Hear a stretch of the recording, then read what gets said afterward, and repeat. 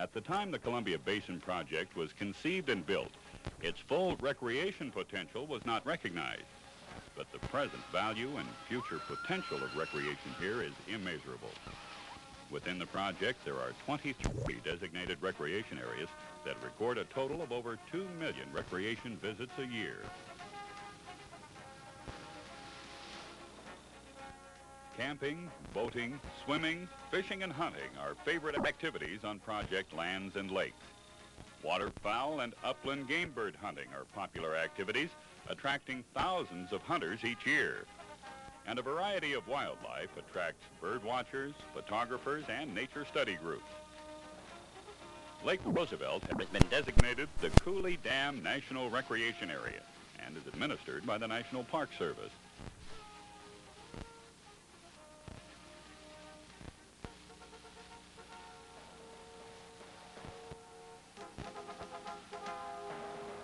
It offers campgrounds along virtually the entire length of the lake. All have picnic tables and restrooms. Most have water and fire grills. There are numerous boat ramps and docks. Evening programs are offered at some campgrounds in the summer.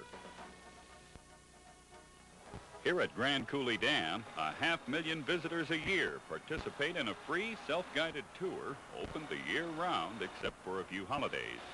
Visitors get to see and hear Grand Coulee's large and its colossal generators.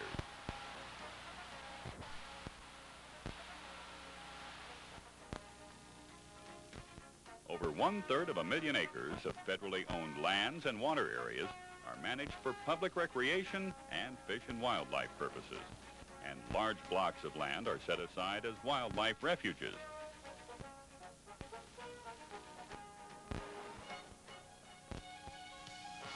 So, recreation and fish and wildlife have become major attractions to not only those who live nearby in the basin, but to thousands who live in western Washington and elsewhere.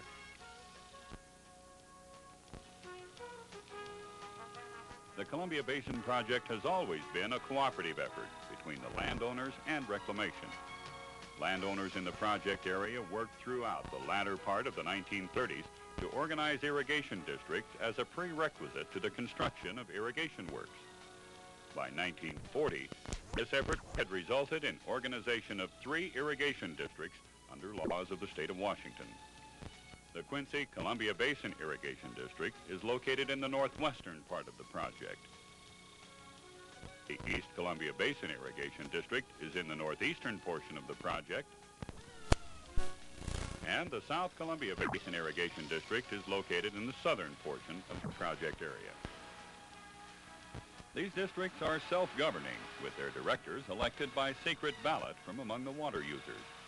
Terrell Davis, who lives and farms with his family near Connell, is one of those directors in the South District and comes from a family of early project settlers. He has watched the basin grow.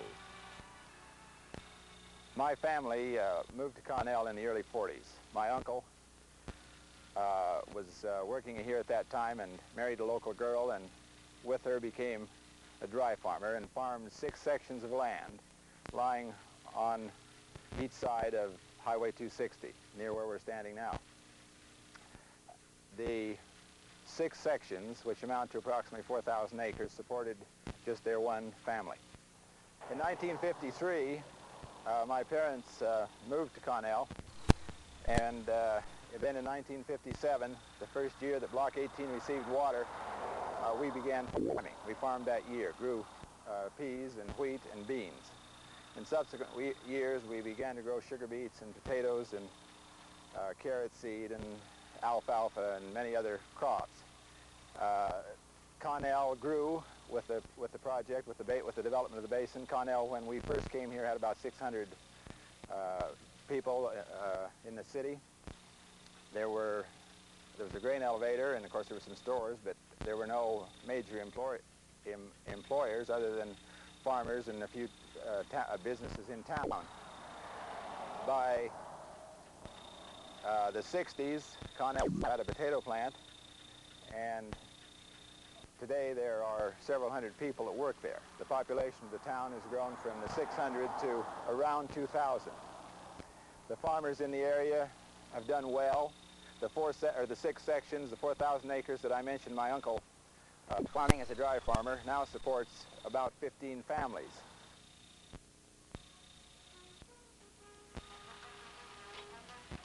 Since the late 1960s, most of the project facilities, even though designed and built by Reclamation, have been operated and maintained by the district under a contract arrangement with Reclamation.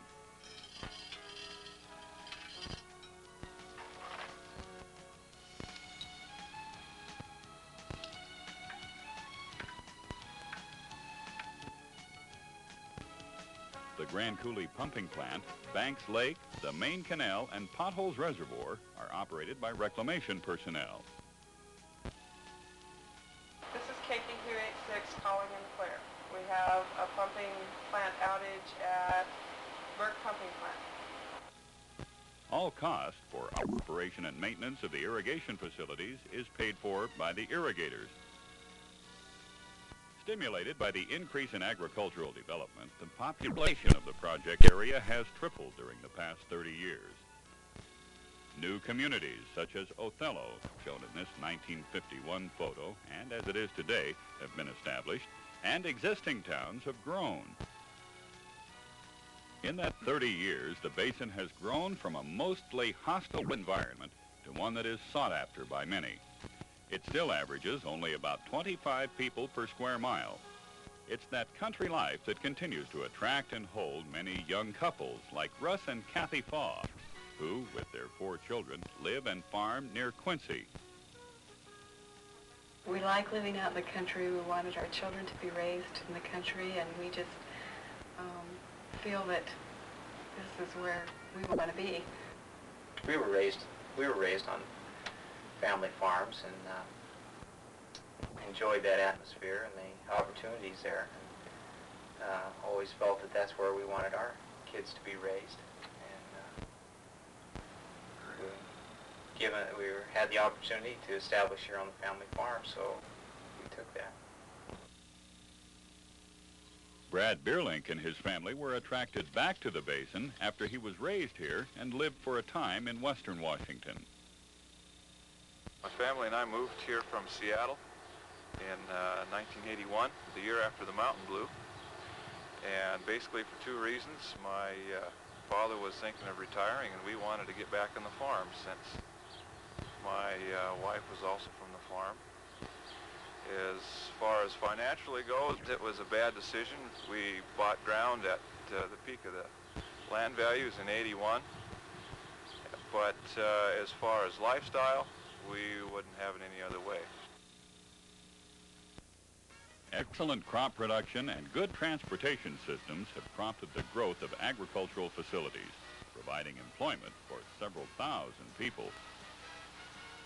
Products from the project are shipped throughout the United States as well as abroad. The project has a direct effect on people in other parts of the region too. It is estimated that exports through the ports of Portland and Seattle, as well as other Northwest ports, amount to over $65 million each year.